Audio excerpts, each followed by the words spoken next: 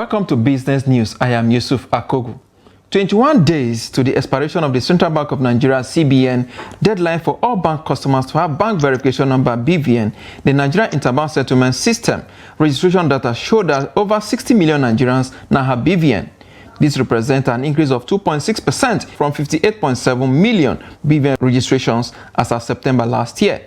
CBN on December 1st, 2023, directed commercial bank, merchant, non-interest, payment service banks, other financial institutions, and mobile money operators through a circular that the BVN or National Identification Number (NIN) attached to all accounts wallet must be electronically revalidated by January 31st, 2024.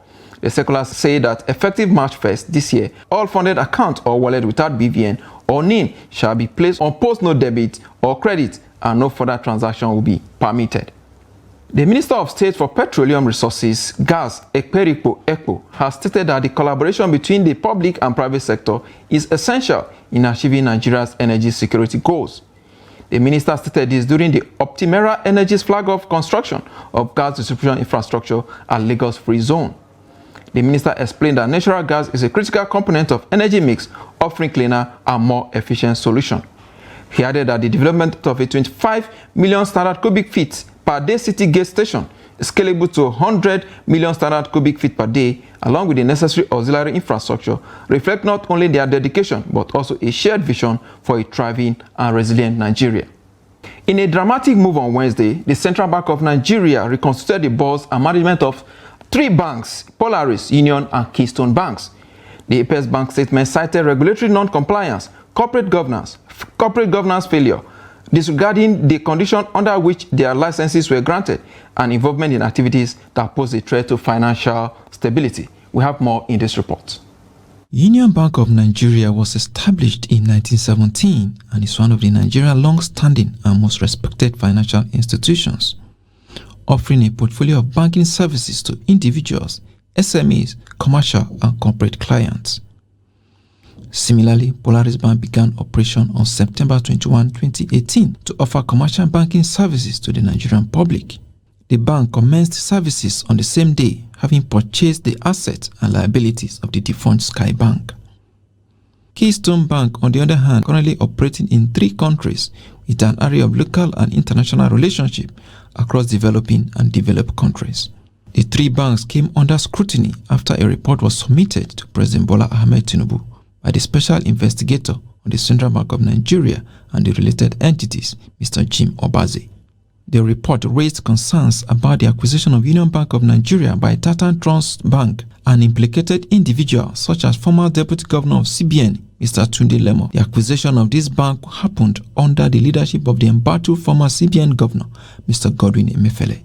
In sacking the boards and management of the 3 banks, the Apex Bank said the action was because of non-compliance of the banks and their respective boards with the provision of Section 12C, F, G, H of Banks and Other Financial Institutions Act 2020.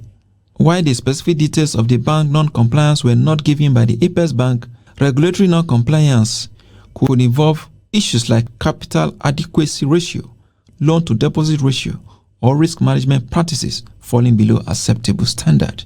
It remains to be seen whether the dissolution of the boards and management of Union, Keystone and Polaris Bank marks an important step by the CBN towards maintaining a sound and secure financial system in Nigeria. Now to the exchange rate market. Naira remain weak at both official and of course the black market windows. Here are today's figures.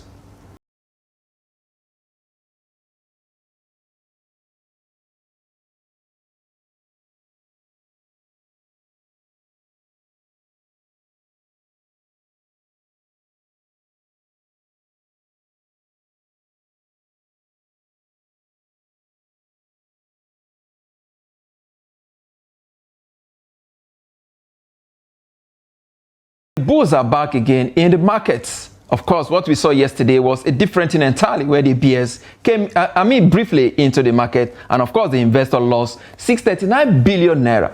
Part of that money were actually recovered today, as we see with the recovery done there by some medium cap equities, Realex, Guineas, and of course Julius Berger gaining 10%, 10% as well, and of course 9.2% respectively. This pushed the index up to 0.2 7% indeed. Of course, the market cap also a very good recovery there, you will say, on the day. Volume of trade, 87281 million there, 877.281 million, value at 14.41 billion. A whopping 14,991 deals exchange hands today amongst investors. And of course, if you look at the top trading equities, you have the like of Transcorp Nigeria, Sterling Bank, and of course, Access Bank as well, Access Corporation, you would like to say 74.535 million shares, 54.323, and of course 54.114 million volume of shares actually exchange hands among all these equities. And as usual, when you have some gainers, I beg your pardon, there are, of course, will be some losers. And we have on our losing table today Ikeja Hotels, Abbey Bread, and of course Cavitin Helicopters. These are the highlights of the stock trading in Nigerian capital market today. Let's look at the market in other climes.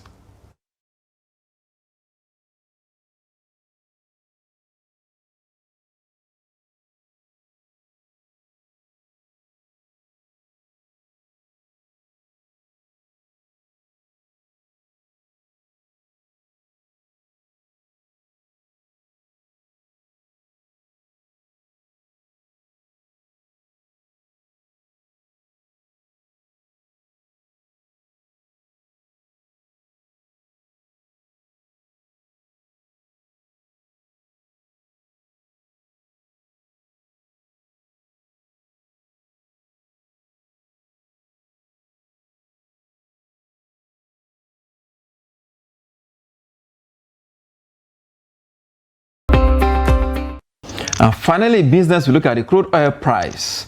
Of course, oil price rose on Thursday after an oil tanker was boarded by an armed group in Oman, raising the prospect of escalating conflict in the Middle East.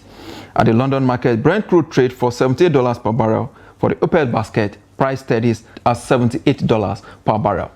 And that's business. I am Yusuf Akogu.